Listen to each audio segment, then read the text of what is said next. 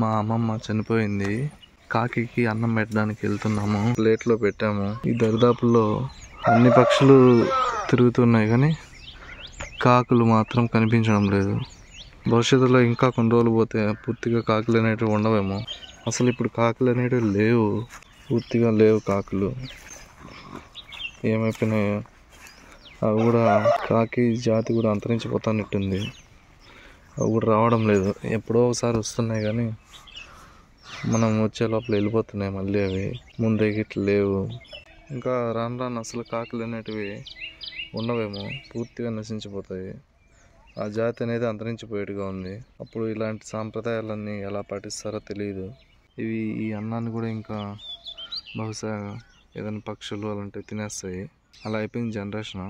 అసలు కాకులు అనేటివి లేవు ఇప్పుడు. ఎంత చూస్తున్నాం కానీ ఒక్క కాకి కూడా కనిపించట్లేదు. ఇది పల్లెటూరు, చుట్టూ చెట్లు తోటలు అన్నీ ఉన్నాయి. అయినా కూడా ఇక్కడ కూడా కాకులు లేవు. అలా అయిపోయింది జనరేషన్. చూడండి ఒకసారి, చుట్టూ చెట్లు కనిపిస్తున్నాయి కదా, అయినా కూడా ఒక్క కాకి కూడా లేదు. ఎక్కడ కానీ ఒక కాకి కూడా రావట్లేదు.